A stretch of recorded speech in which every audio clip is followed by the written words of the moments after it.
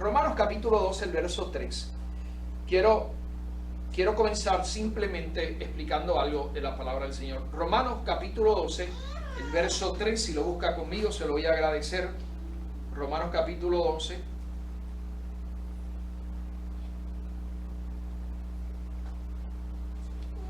Romanos capítulo 12.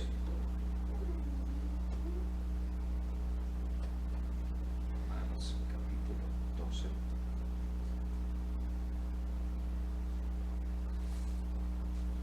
Ok, Romanos capítulo 11, verso 3. Yo necesito dejar algo establecido antes de poder entonces compartir lo que tengo para usted hoy. Y es lo siguiente. El verso 3 dice: digo pues, por la gracia que me es dada, a cada cual que está entre vosotros, que no tenga más alto concepto de sí que el que debe tener, sino que piense de sí con cordura. Y la última parte del verso dice: conforme a la medida de fe que Dios repartió a cada uno. Conforme a la medida de fe que Dios repartió a cada uno. ¿Qué es lo que la palabra me está enseñando a través de esto? Que Dios nos ha dado a nosotros, a cada uno de nosotros, una medida de fe. Entienda lo que quiero decirle. Todo el mundo tiene algo de fe en su interior. Todo el mundo cree de una forma u otra. Vamos, aunque las personas no estén en una iglesia y no declaren que creen en Dios públicamente, la realidad del caso es que todo el mundo en nuestra tierra, de una forma u otra, ejercitan su fe. Todo el mundo tiene una medida de fe. Aquel que no viene a una iglesia probablemente va a donde una persona y paga para que le lean la mano, vamos. Va donde una persona y paga para que le lean el aura, vamos. O para que le lean el horóscopo. Esto nos muestra de que todo el mundo tiene en su interior el deseo de conocer aquello que no puede ver. Y eso lo puso Dios. El problema es que la gente eventualmente lo busca en distintos lugares donde Dios no está presente. Pero eso Dios lo puso. Todo el mundo tiene una medida de fe. Todo el mundo en su interior tiene el deseo de conocer lo que no ve, entender lo sobrenatural. Hay personas que te pueden decir que no les importa lo que pase después de la muerte, pero en su interior sí les importa. Sí desean saber. Dios nos ha dado a nosotros una medida de fe, nos ha dado a nosotros la capacidad para nosotros poder creer. Lo que yo necesito que usted entienda es lo primero: todo el mundo tiene una medida de fe. Todo el mundo tiene una medida de fe. Usted entonces es responsable para provocar que esa medida crezca. Entienda, usted puede escuchar personas dentro de las iglesias que dicen: no, el problema que tengo es que perdí la fe. No, la fe usted nunca la pierde. El problema es que se le dio una medida y su fe no ha crecido. Permanece en el mismo sitio. El problema no es que la fe usted la pierda. El problema es que los procesos muchas veces y las pruebas son mayores.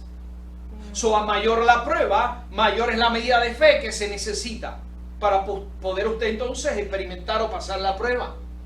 La fe no es algo que se pierde. La fe es algo que no logro desarrollar. Permanezco en el mismo lugar. Lo segundo que quiero que usted entienda es lo siguiente. Génesis capítulo 18. Vaya conmigo. Ahí también Génesis 18. Esto es sumamente importante que usted lo reciba. Vamos, yo entiendo que por lo menos la mitad de las preguntas que usted tenga en cuanto a la fe van a ser contestadas en esta introducción solamente. Todo el mundo tiene una medida de fe. Usted no la pierde, simplemente no logra desarrollarla. Génesis capítulo 18. Génesis capítulo 18, quiero leer el verso número 20. Verso número 20. Es el momento en el cual Abraham está intercediendo por ¿quién?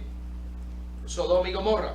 Verso número 20 dice: entonces Jehová le dijo: por cuanto el clamor contra Sodoma y Gomorra se aumenta más y más, y el pecado de ellos se ha agravado en extremo, descenderé ahora y veré si han consumado su obra según el clamor que ha venido hasta mí, y si no, lo sabré. Entienda lo que quiero decir utilizando este verso. Verso dice 20, lo voy a leer de nuevo. Entonces Jehová le dijo, por cuanto el clamor contra Sodoma y Gomorra se aumenta más y más, y el pecado de ellos se agrava en extremo, descenderé ahora y veré si han consumado su obra según el clamor que ha venido hasta quién, hasta mí. La palabra lo que me está enseñando a mí es lo siguiente: había un clamor debido al pecado en Sodoma y Gomorra. ¿Usted sabe lo que es un clamor, sí o no? Las personas comenzaron a clamar debido al pecado que había en Sodoma y Gomorra. Y ese clamor de las personas comenzó poco a poco a aumentar, hasta que el clamor llegó ¿a dónde? A la presencia de Dios, delante de Dios. Entienda lo que le estoy tratando de decir. Hubo un aumento en la medida de clamor y llegó ¿hasta dónde?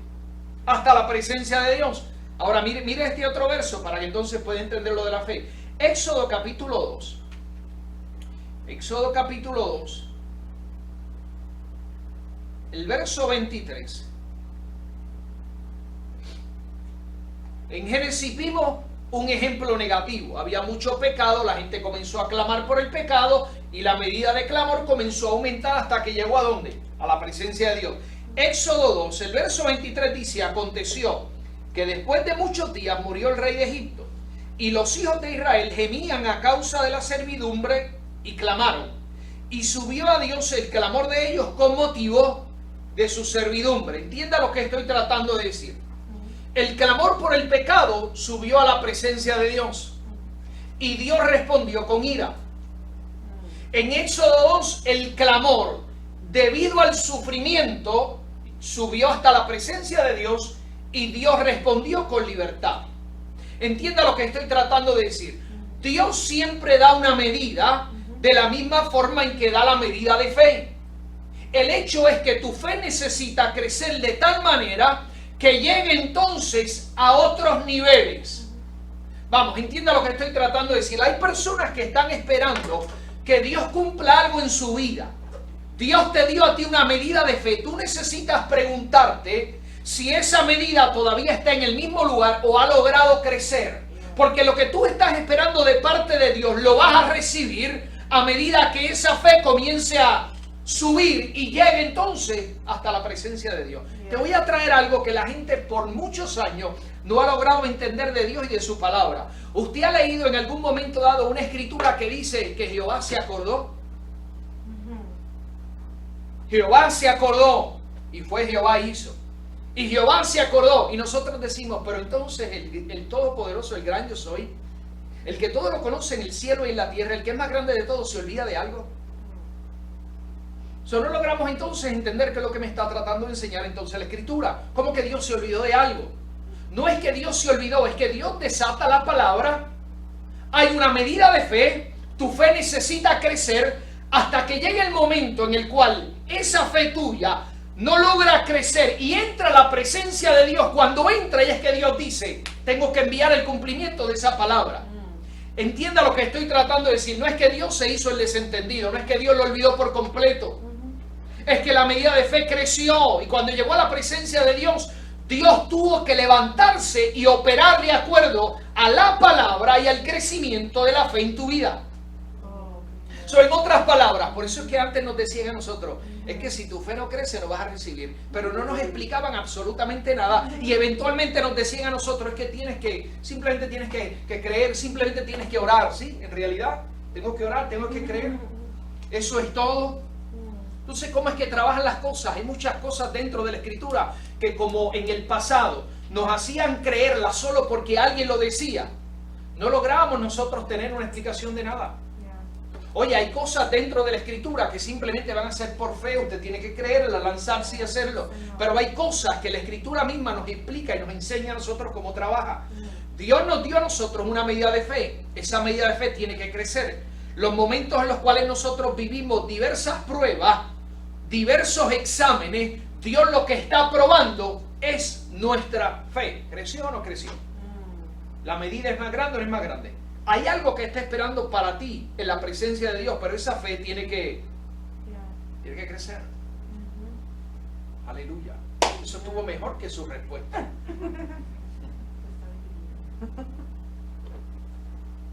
Nuestra medida de fe necesita crecer con el tiempo. Nuestra medida de fe necesita crecer con las experiencias. Si usted se ha dado cuenta, si usted no se ha dado cuenta el día de hoy que Dios está por usted y nunca lo va a dejar, nunca lo va a desamparar y puede pasar diversas pruebas y siempre le va a proveer. Si no se ha dado cuenta de eso, tiene problema. Porque su medida de fe está exactamente en el mismo lugar. Necesita crecer. Vamos entonces, yo necesitaba que usted pudiera entender y recibir esto. Dios nos dio una medida de fe a todo el mundo. Usted es responsable porque esa medida de fe crezca. ¿Okay? A la misma vez, con la palabra que les acabo de leer y la explicación que les acabo de dar, por eso les acabo de explicar por qué razón usted espera cosas de parte de Dios y comienza a orar por ella y pasa meses orando por ella y no ve nada, no escucha una respuesta, no ve que se mueve absolutamente nada, y llega el momento en el cual nos preguntamos ¿qué necesitamos hacer? ¿Seguimos creyendo, orando y simplemente nos detenemos porque Dios se olvidó? No, su oración, lo que está haciendo su oración es que se está acumulando una encima de otra, una oración encima de otra. Ahora usted entiende por qué hay tanto poder en el acuerdo. Porque no es lo mismo que usted esté en su casa orando solo, oración sobre oración, hasta que llega a la presencia de Dios, que tener 10, 15, 20 personas, toda una iglesia, varias congregaciones orando, poniendo oración, súplica sobre súplica, clamor sobre clamor. Va a llegar a la presencia de Dios. Vamos entonces a lo de hoy. Santiago capítulo 1. Quiero leerle Santiago 1. Fue lo que utilicé el viernes pasado. Quiero que podamos ir de nuevo a Santiago capítulo 1. Santiago capítulo 1. Quiero leer el verso número 6. Fue el que utilizamos el viernes. Uno de los versos más espectaculares de la Escritura. Dice el verso 6. Pero pida con fe, no dudando nada. Porque el que duda es semejante a la onda del mar, que es arrastrada por el viento y echada de una parte a otra. No piense pues quien tal haga que recibirá cosa alguna del Señor. Vamos, este es uno de los versos más directos que usted puede encontrar en la Escritura. Se lo voy a poner un poquito más criollo para que lo entienda. Dice, pero si vas a pedir, pide con fe. No dudes en ningún momento, porque el que duda es como una ola de la mar. Va a ser echado de un lado para otro. Verso 7 dice, no pienses que vas a recibir algo de esa manera. Eso es lo que dice el verso 7. No pienses pues que quien tal haga recibirá cosa alguna del Señor. Dice, el hombre de doble ánimo es inconstante en todos sus caminos. Entienda, este pasaje a mí me está hablando sobre la falta de fe. Este pasaje me está hablando sobre aquel que no logra creer, no logra tener fe. Lo primero que dice es que el que pide sin fe, lleno de duda, va a ser como la ola de la mar, que se va a mover de un lado hacia el otro. O sea, no va a haber afirmación, no va a haber firmeza en su vida. ¿Ok? En otras palabras, no va a poder estar estable en su vida espiritual. Lo segundo que me dice es, la persona que no logra creer es una persona que tiene doble ánimo. Una persona que tiene doble ánimo es una persona que puede creer hoy, pero mañana no. Puede creer en esta prueba porque tiene la capacidad de medir la prueba y decir, esta no es tan mala. Pero probablemente no cree en la próxima. Porque la próxima es otro nivel de prueba. Dios lo que está tratando de decir es que tú necesitas creer hoy en la prueba que tienes de la misma manera que necesitas creer en la próxima. En otras palabras, entienda, la prueba de hoy probablemente es más fuerte que la pasada. Pero lo que te va a hacer vencer la de hoy es exactamente el mismo poder y la misma fe de la anterior. Todo lo que Dios busca es que tu fe crezca, tu medida de fe pueda crecer. Eso es todo. Eso es todo. Hay dos formas en las cuales la Escritura habla sobre aquellos que dudan, o sea, no pueden tener una fe constante. Número uno, no hay firmeza en ellos, se mueven como la ola del mar. Número dos, doble ánimo. Hoy creemos, mañana no. Quiero tocar primero eso, el doble ánimo. La fe nos afecta a nosotros de estas dos maneras específicas. Número uno, no nos permite recibir de parte de nuestro Dios. Sabes que la falta de fe no te permite recibir cosas de parte de Dios. La falta de fe no te permite recibir cosas de parte de Dios. Y ahorita yo le voy a dar una escritura en la cual Jesús le otorga la sanidad a alguien, pero está mirando la fe de aquellos que lo traen.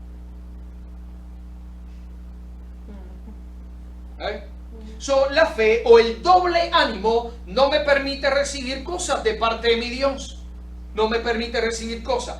El doble ánimo se manifiesta cuando no tenemos la capacidad de creer de forma constante. Creo hoy, creo mañana, no importa lo que pueda haber, voy a seguir creyendo. Quiero que escuche bien estas palabras que están en Primera de Crónicas, capítulo 22. Primera de Crónicas 22. Voy a leerle varios versos para que usted pueda entender lo que estoy tratando de decir. Primera de Crónicas, capítulo 22. Le voy a dar el verso 13. Mire cómo David le habla a Salomón cuando está hablando del templo, cuando sabe que David ya entonces va a tomar su lugar como rey. Mire cómo le habla en el verso número 13. Dice, no sé si alguno de ustedes en algún momento dado ha escuchado y se ha dado cuenta de la gran polémica que ha habido en la iglesia en los últimos años cuando se habla de prosperidad. Hay iglesias que creen en el evangelio de la prosperidad, hay otras iglesias que no creen en el evangelio de la prosperidad. Hay iglesias que creen en la prosperidad, pero la realidad del caso es que entienden que entonces se les ha ido la mano a la gente predicando y hablando sobre la prosperidad. Y no logramos entonces llegar a un happy medium, como diríamos nosotros, un entendimiento de lo que verdaderamente es la prosperidad. Lo que yo sí necesito que usted pueda recibir es que Dios sí quiere prosperar a la gente en la iglesia. El problema que tenemos es cuando se nos paran personas de frente a predicarnos y nos dicen que tú vas a ser prosperado según el dinero que tú le dejas al pastor o a la iglesia. Cuando yo voy a la escritura a mí me enseña que la prosperidad está ligada a dos cosas. Uno, la fe; dos, la obediencia. Así. Fe y obediencia. Sí, que en eso entra nuestros diezmos, en eso entra la ofrenda. Seguro que sí, pero la prosperidad no está ligada directamente con nada de dinero. Está ligada con tu capacidad de ser obediente y de creer. Porque entonces, ¿qué puedo decirle a una persona que está pasando por necesidad y tiene problemas económicos y no tiene la capacidad de dar como tú tienes la capacidad probablemente de dar? Probablemente esa persona en su momento de necesidad tiene la capacidad de ser obediente y tiene la capacidad de sembrar otras cosas que no sea dinero y Dios lo va a prosperar. Entienda. Mira lo que dice Primera de Crónicas 22. Dice, mira cómo David le dice a Salomón: entonces serás prosperado. Espectacular. Si dejamos el verso ahí, nos va a ministrar a todos. Dice, entonces serás prosperado. El problema es que luego me da las implicaciones de esa prosperidad. ¿Cómo voy a ser prosperado? Dice, entonces serás prosperado si cuidares de poner por obra los estatutos y decretos que Jehová mandó a Moisés para Israel. O sea, vas a ser prosperado si eres obediente. Luego le dice, esfuérzate pues y cobra ánimo. No tengas doble ánimo. Le está diciendo, vas a ser prosperado, número uno, si eres obediente; número dos, si tienes fe. No puedes creer hoy porque te estamos haciendo rey. No puedes creer hoy porque te estamos entregando a ti todo el poder. Cuando llegue el momento de la dificultad, necesitas seguir creyendo. Necesitas seguir siendo obediente. ¿Por qué razón? ¿Alguno de ustedes ha leído el libro de Ezequiel? Uno de los libros más espectaculares de la Escritura. El libro de Ezequiel. Hay muchas personas que no entienden tanta cosa que está escrita en Ezequiel. Él tiene muchas revelaciones y son bastante difíciles de interpretar. Pero la realidad del caso es esta. Lo que nosotros necesitamos entender de Ezequiel es que Ezequiel, cuando recibe todas esas revelaciones, es un esclavo. Todos los que estaban con él, todo el pueblo, eran esclavos. Incluso cuando él comienza a tener las revelaciones, a él lo están llevando desde su pueblo natal para ser esclavo en otra ciudad. Y en un momento dado se detienen en medio del camino para que esos esclavos entonces puedan descansar unos minutos y tomar agua del río. Y ahí es cuando Jehová desciende y comienza a darle revelaciones a Ezequiel. En medio de una multitud de personas había uno que seguía siendo obediente y todavía tenía fe.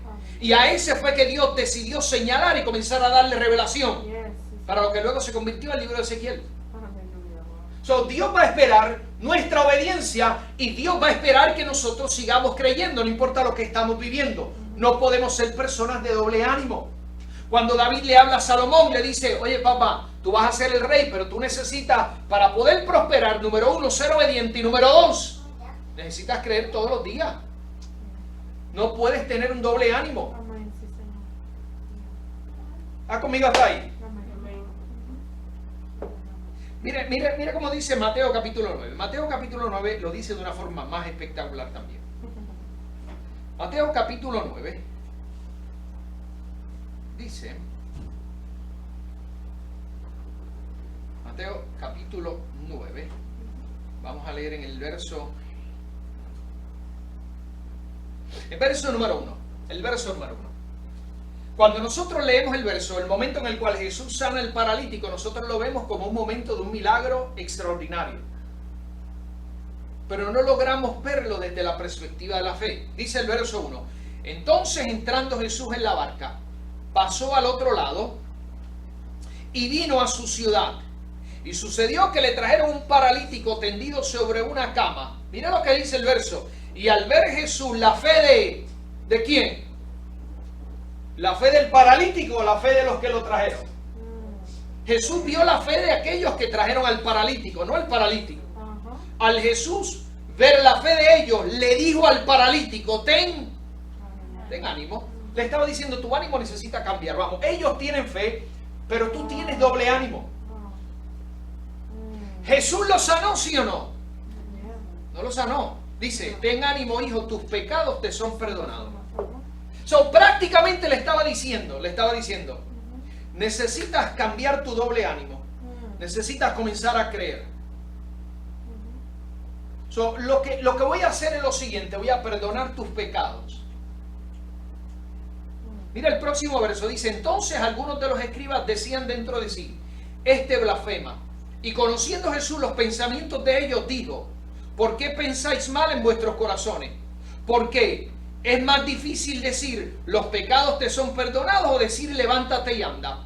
Pues para que sepáis que el Hijo del Hombre tiene potestad en la tierra para perdonar pecados, dice entonces al paralítico, levántate, toma tu cama y vete a tu casa. Es un momento en el cual Jesús se la guía de una forma extraordinaria.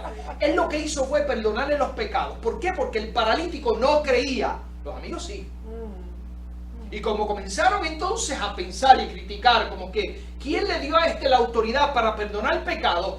Jesús entonces dijo, yo voy a manifestar aquí ahora mi gloria.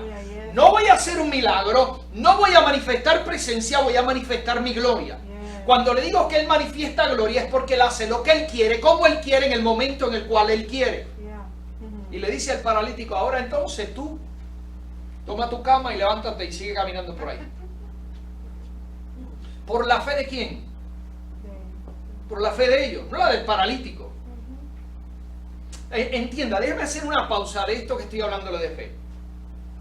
Porque el ver a Jesús manifestarse de esta manera es una cosa espectacular. Nosotros no tenemos a un Jesús físico en medio de nosotros. ¿Por qué razón? Porque lo que Jesús hizo fue que cuando Él ascendió al Padre, Él nos dejó a nosotros ¿a quién? Al Espíritu Santo. ¿Usted ha sentido la presencia de Dios? ¿Sí o no? Cuando usted siente la presencia de Dios, le pregunto, ¿es porque Jesús está en el lugar o porque el Espíritu Santo está en el lugar? Cuando usted siente la presencia de Dios es porque el Espíritu Santo está en el lugar. El Espíritu Santo es el que va a hacer que nosotros tengamos ese contacto con la presencia de Dios. Entienda lo que estoy tratando de decirle. Todo eso lo hace el Espíritu Santo. El Espíritu Santo llega a un sitio, la presencia de Dios está allí, comenzamos entonces nosotros a experimentarlo. Espectacular, hasta ahí me está entendiendo. Ahora, nosotros tenemos la capacidad de nosotros pedir más presencia, e irnos a otros niveles de presencia. No se lo voy a explicar porque de esto no se trata la prédica, pero nosotros vemos a un Jesús haciendo milagros. Pero escuche bien, no vemos a un Jesús sanando enfermos con su sombra. Pero Pedro sí lo hizo. So, quiere decir que Pedro tuvo la capacidad de llevarse todo ¿a qué? A otro nivel. ¿Es mejor que Jesús? No, no es porque era mejor que Jesús. Por Jesús es que él pudo llevarlo a otro nivel. Gracias a Jesús. Él le dijo cosas mayores que esta, ustedes van a hacer. Él se lo llevó a otro nivel. Ahora entienda lo que le voy a decir. Luego llegó Pablo, ¿y qué Pablo hizo? Se lo llevó todo a otro nivel. Porque entonces no tenía que estar ni siquiera presente Pablo, no tenía que estar ni siquiera su sombra. Le daba un pedazo de tela, se lo llevaban a alguien, él no estaba presente y era sano. Entienda, se fueron llevando todo a otro nivel. Llega un momento dado en el que si tú tienes hambre por Dios, el Espíritu Santo llega, te hace sentir su presencia, tú lo experimentas de una forma tremenda. Pero cuando nosotros tenemos suficiente hambre por Dios, va a llegar un momento dado en el que Dios va a llegar y va a ser como Él quiere, de la manera que Él quiere, de la forma en que Él quiere. Y eso fue lo que hizo con Jesús. Pregunta, ¿quién tuvo que declarar que el paralítico era sano? Nadie. ¿Quién le puso las manos con aceite para que el paralítico se levantara? Nadie. ¿Quién tuvo que estar 2 semanas en ayuno y oración para que el paralítico fuera sano? Nadie. ¿Quién tuvo que hacer una campaña de sanidad para que el paralítico se levantara? Aleluya. Nadie. Eso es pura gloria. Nadie hizo nada. Dios llegó y simplemente hizo lo que quiso. Yes. Y ese es el nivel de presencia a la cual Dios quiere llevar a su iglesia en este tiempo. Gloria. ¿Está conmigo? ¿Está cachando? Pero todo esto tiene que ver y está ligado totalmente con la fe. ¿Por qué, pastor? Simple. ¿Jesús tenía fe, sí o no? Seguro que sí, Jesús tenía fe, lo sabemos, vemos los milagros, donde quiera que él iba, el reino se desataba, iba con él. Ahora mi pregunta, ¿quién tuvo más fe, Jesús o Pedro? Pedro se llevó las cosas a otro nivel. ¿Tuvo más fe que Jesús? No tuvo más fe que Jesús, pero tuvo la capacidad de llevarse las cosas a otro nivel. Y con su sombra se sanaba la gente. Ahora, esta pregunta sí quiero que usted la analice un poco. ¿Quién tuvo más fe, Pablo o Pedro? Pablo o Pedro tuvo más fe. Recuerde, Pedro anduvo con Jesús. Pedro estuvo presente cuando Jesús hacía los milagros. Pedro estaba presente cuando Jesús multiplicaba los panes y los peces. Pedro estuvo presente cuando él le decía una palabra a un paralítico, el paralítico se levantaba. Cuando le dio una palabra a Lázaro y Lázaro salió de la tumba después de días de muerto. Pablo no estaba presente ahí. Pablo no caminó con Jesús. Pablo no anduvo con Jesús. Pablo no estuvo viendo ninguno de esos milagros. Vamos. Quiere decir que Pablo se fue a otro nivel de fe. ¿Por qué? Porque tuvo la capacidad de creer sin tener que ver las cosas que Pedro vio.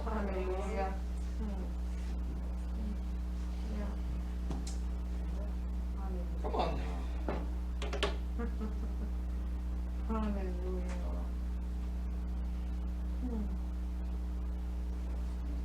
Nuestra fe, nuestra medida de fe tiene que crecer.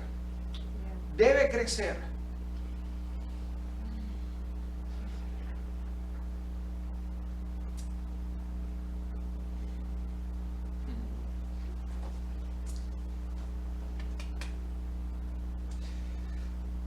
Una persona de doble ánimo, que puede creer hoy y mañana no, que cree en una prueba y en la próxima no, es una persona, y entienda lo que le voy a decir, vamos, y si lo ha vivido, no se sienta mal conmigo, esto lo hemos vivido todos. Una persona de doble ánimo, que hoy cree, mañana no, una prueba sí, la próxima no, es una persona que ha dejado que su corazón se contamine. ¿Con qué ha dejado que su corazón se contamine? Con el razonamiento. ¿Sabes que el razonamiento es algo que nos está haciendo a nosotros tremendo daño en este tiempo?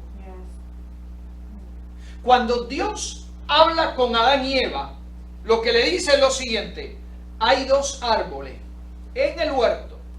Un árbol es de vida, si comen van a vivir eternamente. El otro árbol, si usted lo ha leído, dice que es el árbol de la ciencia del conocimiento del bien y del mal. Otras versiones más adaptadas al original dicen que es el árbol del razonamiento. En otras palabras, si comes de ese árbol vas a comenzar a razonarlo todo.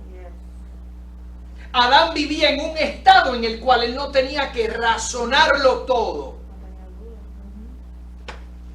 No había falta de fe, no había duda. Él sabía que lo que no existía, mañana podía existir. En cualquier momento dado podía suceder. Él sabía que en cualquier momento dado Jehová hacía acto de presencia en el huerto y cosas que él no había visto ni había escuchado podían suceder en cualquier momento. El momento en el cual decide desobedecer es el momento en el cual comienza a razonarlo todo. La persona de doble ánimo tiene un corazón contaminado. ¿Con qué? Con la razón. Santiago capítulo 4. Mire eso. Espectacular este verso. Santiago capítulo 4. Tenemos que enamorarnos de nuevo con la Biblia y con los versos que tiene. Mire cómo dice el verso 8. Dice, acercaos a Dios y Él se acercará a vosotros. Voy a hacer una pausa. Qué espectacular este verso. ¿Cuánta gente dentro de la iglesia está esperando que Dios se acerque y haga en su vida? La Biblia dice, acércate tú y Él se va a acercar a ti. Nosotros siempre esperamos que Dios dé el primer paso, que Dios sea el que comience. De eso no se trata, así que no. Dice, acercaos a Dios y Él se acercará a vosotros. Luego entonces le habla a dos tipos de personas. Primero dice, pecadores, limpiad las manos. Y luego dice, vosotros los de doble ánimo, purificad vuestro corazón. Tu corazón está contaminado si tienes doble ánimo. Si crees hoy, mañana no. ¿Con qué está contaminado? Con el sistema del mundo. ¿Con qué está contaminado? Con el razonamiento. Todo tienes que razonarlo, tienes que medirlo.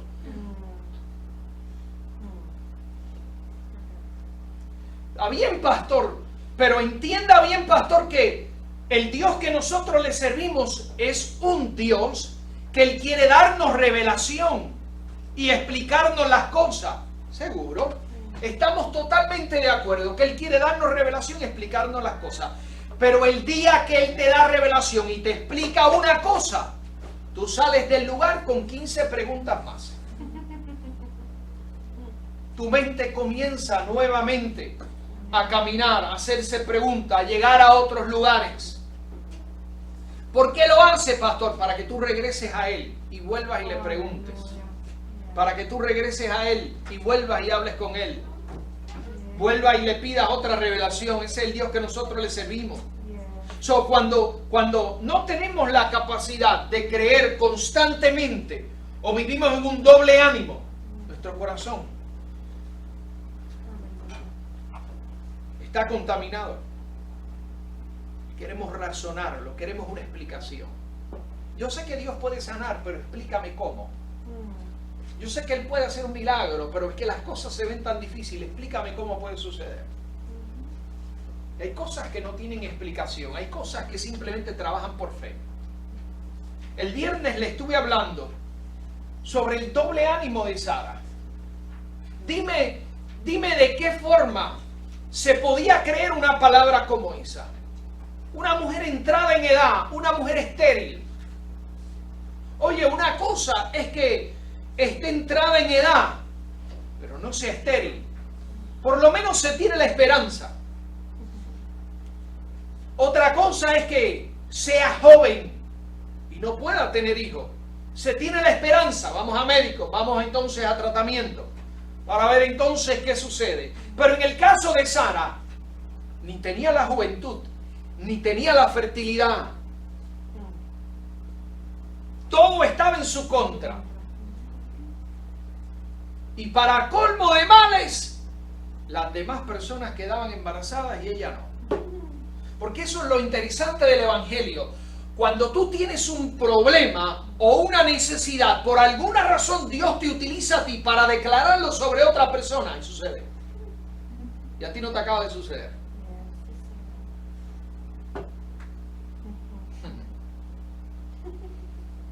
Y Sara estuvo presente cuando Dios comenzó a darle hijos a otras mujeres estériles a través de su oración. Pero con ella no sucedía nada. Pero algo sucedió en la vida de Sara luego de la última visita que Jehová envió un ángel y le dice, en el año entrante para este tiempo ella va a tener un niño en sus brazos, y ella se rió y ella no estaba en la conversación. Cuando el ángel se percata y dice, ¿por qué tu mujer se ríe? Es que ese momento tiene que haber sido un momento tan espectacular, cuando Sara, estando encerrada en su cuarto y no era parte de la conversación, escucha que aquel ángel dice: ¿por qué tu mujer se rió? En ese instante ya tiene que haberse dado cuenta la clase de Dios que ella le estaba sirviendo. Y algo sucedió en la vida de ella que cambió su ánimo. Desde ese momento de la risa, su ánimo cambió. Ella comenzó a creer. Y en un momento dado, ahí llega entonces Isaac. En un momento dado llega entonces ese hijo. Y ellos, muy religiosos, le dijeron a Jehová: Jehová, ¿cómo le vamos a poner al niño? Y Jehová le dijo: le vas a poner Isaac. ¿Y Jehová qué significa Isaac? El que me da risa. Vamos, ríete ahora, mamá. Ríete ahora, mi amor. Vamos, ¿te quieres reír de mí? Algo sucedió en la vida de Sara que cambió su ánimo. Comenzó a creer. No solamente eso, en estos días le estaba hablando a los hombres exactamente lo mismo, pero desde el punto de vista de Jonás. Jonás tenía el mismo problema. Jehová le dice: te pido que vayas a Nínive y prediques contra Nínive, porque yo voy a enviar mi ira. Y Jonás recibió la palabra y dijo: tú no vas a hacer absolutamente nada de eso. Jonás era un profeta que a veces creía, a veces no. Decidió entonces montarse en un barco en dirección opuesta hacia donde Dios lo había enviado. ¿Usted conoce la historia? Lleva años escuchando la historia. Desde que estaba en la escuela dominical. Dice la escritura que estando en el barco se levantó una tempestad. Es más específico, dice que Jehová fue quien levantó el viento y el mar. Lo hizo él mismo. Y los que estaban en el barco dijeron: espérate, hay uno de nosotros aquí que ha enojado a su Dios y es la razón por la cual estamos experimentando esto. Y allá sale Jonás y dice: mea culpa, soy yo, porque mi Dios me dijo una cosa y como yo no le creo, voy en dirección contraria. Lo más espectacular es que él mismo le dice: si ustedes me toman y me echan fuera del barco, todo esto se va a acabar. Y entienda lo que estoy tratando de decir. Voy a poner aquí una pausa, un momento de lo que estoy hablando, y necesito que me escuchen. Aquellos que son padres, aquellas que son madres, aquellos que lideran un hogar. Tu fe, tu capacidad de creer va a afectar a aquellos que están dentro de tu barco. Oh, sí. Tus decisiones en cuanto al creer o no creer va a afectar a aquellos que están en el barco tuyo. El no creer de Jonás afectó a los que estaban en el barco con ellos. Cuando tú tienes la capacidad de creer, no importa lo que viva, eso va a afectar positivamente a los que están dentro de tu casa. No podemos ser personas de doble ánimo. Segundo, voy a terminar, vamos. La fe trae estabilidad. La falta de fe te hace una persona inestable. Por eso dice la Escritura en Santiago que te toma y te mueve como si fuera la ola de la mar. Te lleva de un lado para otro. El enemigo, escuche bien lo que quiero decirle. El enemigo quiere robar tu estabilidad, robando tu capacidad de creer. Si él roba tu capacidad de creer y no te permite desarrollar tu medida de fe, él va a robar la estabilidad de tu vida espiritual y emocional por los próximos 10, 15 o 20 años.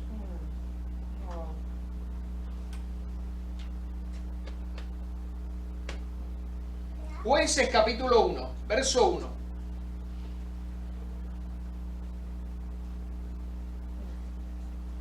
Mira este pasaje. Jueces capítulo 1.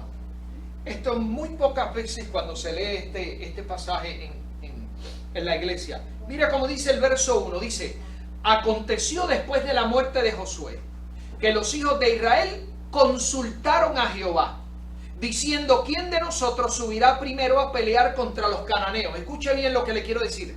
Este es el momento en el cual ellos van a comenzar, ya están en la tierra prometida, van a comenzar a conquistar el territorio que le toca a cada uno de ellos. ¿Está conmigo? Y dice: ¿quién de nosotros subirá primero a pelear contra los cananeos? Y Jehová respondió: Judá subirá. He aquí que yo he entregado la tierra en sus manos. Y Judá dijo a Simeón su hermano: sube conmigo al territorio que se me ha adjudicado y peleemos contra el cananeo, y yo también iré contigo al tuyo. Y Simeón fue con él. Ahora mire qué espectacular esta escritura. Dice: y subió Judá, y Jehová entregó en sus manos al cananeo y al fereceo, e hirieron de ellos en Besec a 10,000 hombres.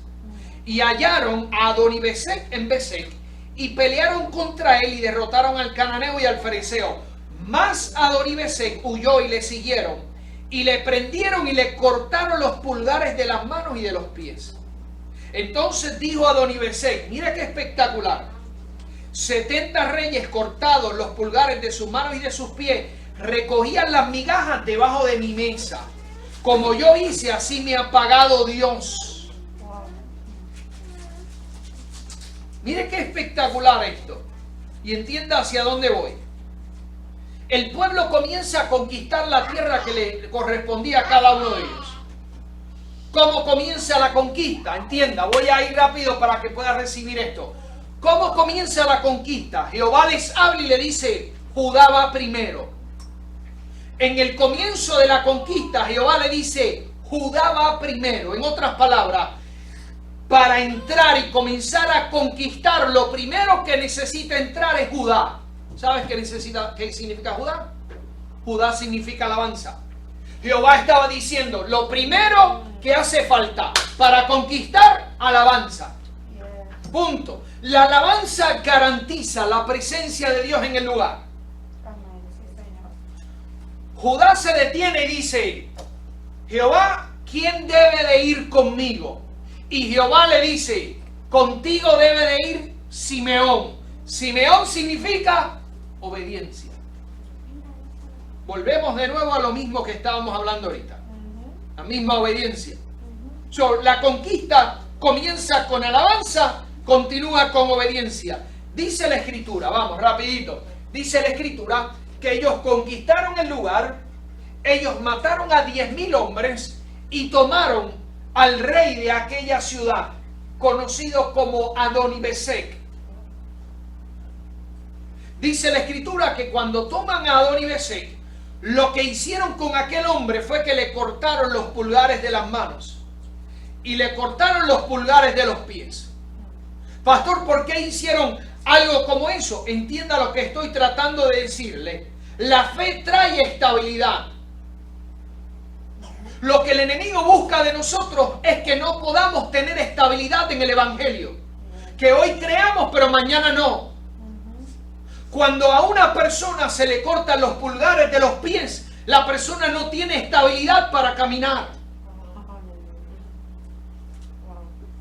El enemigo lo que está buscando es que usted y yo no creamos, que nuestra medida de fe no crezca. Porque él sabe que cuando mi medida de fe crece, el cielo va a comenzar a darme. El cielo me va a otorgar. La prosperidad va a llegar a mi vida. Lo que estaba detenido va a comenzar a moverse. Solo porque yo comienzo a creer. Hoy, mañana, en medio de esta prueba, en medio de pandemia, en medio de lo que sea, yo sigo creyendo en Él. Y hay personas que comienzan entonces a tratar de hacerse los expertos en la fe y comienzan entonces a decir: sí, pero es que una cosa es fe y otra cosa es... y necesitamos saber tomar decisiones y necesitamos entonces saber cómo... Oye, no importa las decisiones que usted tome, cómo lo haga, la realidad del caso es que fe requiere acción. Usted necesita creer. Sí, pero la gente se está enfermando. Entonces, hermano, necesitamos creer. Tiene que haber una acción correspondiente de parte de nosotros. La iglesia no se puede encerrar en momentos como este. ¿Está conmigo? El pueblo comienza a conquistar. Toman al rey de Besec, le cortan los pulgares de los pies, para que no pueda entonces correr, no pueda tener estabilidad. Ahora entienda. Cuando Adonibesec lo toman, Adonibesec dice lo siguiente. Qué interesante, porque yo tenía 70 reyes. Oiga, entienda. Él no dice que tenía a 70 hombres o 70 mujeres. Él no dice que tenía 70 esclavos. Él dice que tenía 70 reyes. 70 reyes que le cortó los pulgares de los pies y de las manos. Y los tenía debajo de su mesa comiendo ¿qué? Le pregunto, si usted no tiene pulgares, ¿cómo va a tomar las migajas? Entienda que el enemigo lo que quiere es provocar inestabilidad en su vida para que usted no pueda recibir. Él quiere mantenerlo a usted y a mí con doble ánimo. Creemos hoy, mañana no, porque de esa manera no recibimos.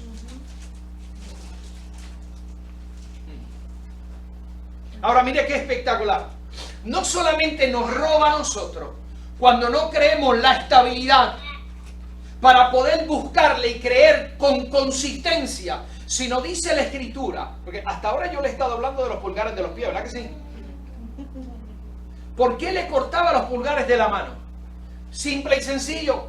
En estos tiempos, dice la Escritura, que lo que él tenía eran 70 reyes. En los tiempos antiguos, los reyes iban a la guerra junto con el ejército. En los tiempos antiguos, no solamente los reyes, usualmente el rey de cada ciudad no era cualquier guerrero. Había sido preparado para pelear. Y él tomó los reyes, les cortó los pulgares de los pies para que no tuvieran firmeza, pero les corta los pulgares de la mano para que no puedan tomar nuevamente y empuñar la espada. Él busca limitarnos de cualquier forma para que nosotros no creamos nuevamente en nuestro Dios, para que nosotros no creamos en medio de la prueba que estamos viviendo. Él busca que pierdas tu estabilidad y que pierdas el deseo de hacer guerra por los tuyos. Que pierdas el coraje para ponerte firme nuevamente y comenzar a declarar una palabra distinta. Él roba tu capacidad de... Yo no sé si a alguien le ha pasado que llega un momento en el cual se cansa de no creer, se cansa de no ver, se cansa de no experimentar y llega el punto en el cual, vamos, se para en medio de su cuarto con un coraje espiritual pero verdaderamente santo y comienza a declarar una palabra de cambio, de transformación. Si alguien no lo ha vivido, yo lo he vivido en muchas ocasiones. Hasta aquí llegó, se acabó lo que estoy viviendo. Yo declaro que todo comienza a cambiar. Es un momento en el cual yo dejo de ser un simple creyente, un simple ciudadano y me convierto en un rey, en un guerrero. El enemigo busca que tú pierdas esa capacidad de guerrear. Busca que tú pierdas la capacidad de guerrear por lo que tú crees, por tu familia, por tus hijos, por tu matrimonio, por tu ministerio, por todo, por tu negocio, por todo.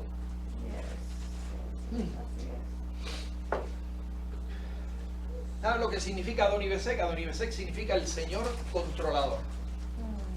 O el Señor que controla. Lo más espectacular es que cuando Dios escoge a Moisés, le dice, yo quiero sacar a mi pueblo de Egipto. Moisés le dice, ¿para qué lo quiere sacar? Y él le dice dos cosas. Uno, quiero que me celebren fiesta en el desierto. Dos, quiero hacer de mi pueblo un pueblo de reyes y sacerdotes. Y cuando leemos Jueces capítulo 1 nos damos cuenta de que lo que él toma de rehén y los mete debajo de la mesa son los reyes. Él pone los reyes debajo de la mesa. Les tira migajas y si los pulgares le dice, trata de comer de esas migajas, vamos, a ver cómo puedes hacerlo. Y lo interesante del caso es que hay tanta gente dentro de la iglesia que se han acostumbrado a vivir de esas migajas. Y le dan gloria a Dios por esas migajas. Enseña la Escritura que en un momento dado una mujer va donde Jesús pidiéndole un milagro para su hija. ¿Y cuál es la contestación que Jesús le da? Jesús le dice que el pan no es para los perros. Y aquella mujer le dice, sí, pero los perros comen de las migajas que caen de la mesa. Y Jesús le dice, oye, tremenda fe, vamos, puedes salir de aquí que tu milagro ya fue realizado. Ahora entienda, cuando nosotros vemos ese pasaje, nosotros decimos, wow, la fe de esa mujer. La fe de esa mujer que tuvo la capacidad de decirle a Jesús, es que aún los perros comen de las migajas. El problema es el siguiente, la iglesia de este tiempo lee pasajes como eso, se goza, les encanta, pero asumen la misma posición de la mujer y viven el resto de su vida muy tranquilos con las migajas que caen debajo de la mesa. Oye, si la migaja que ella recibió fue la sanidad de su hija, imagínese si le dan el pan completo. Aleluya. Imagínese si lo sientan a la mesa usted a comer.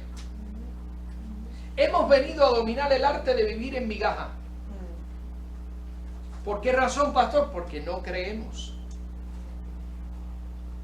Vivimos una vida completamente inestable.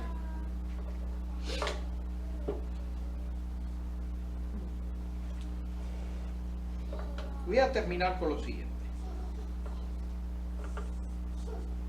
No puedes dejar que el enemigo te robe tu capacidad de creer, porque tu capacidad de creer va ligada a tu capacidad de recibir. Lo que tú quieres está ligado a tu medida de fe.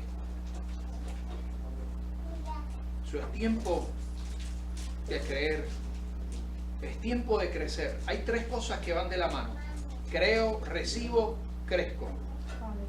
Creo, recibo y crezco. Mi fe, lo que recibo y mi crecimiento, todo va de la mano. ¿Has escuchado personas? Bueno, a mí me ha pasado en el pasado, pero has escuchado personas que dicen, es que estoy en este lugar y no estoy creciendo. No estás creciendo. La realidad del caso es que ya tú no crees en el lugar. Ya tú no crees en la palabra. Pastor, ¿está mal? No, no está mal. Ya tú no crees en lo que se está sembrando. No hay crecimiento. Las tres cosas van de la mano. Creo, recibo, crezco. Creo, recibo y crezco. Hay en otras ocasiones que no es porque no crees en lo que están dando. Hay en otras ocasiones que es que no estás recibiendo lo que tú necesitas. No recibo, dejo de crecer, dejo de creer. Las tres cosas van de la mano. Cuando Dios te siembra en un sitio, en ese sitio, tú crees en lo que se hace, crees en la visión, crees en la palabra, vas a crecer, vas a recibir. De eso es que se trata la iglesia. Las tres cosas van de la mano. Tu capacidad de creer va a provocar que tú crezcas, que tú recibas. Y te lo dejo de esta forma. Te lo dejo de esta manera. Si no crees en lo espiritual, en lo sobrenatural, siempre vas a ser una víctima de lo invisible.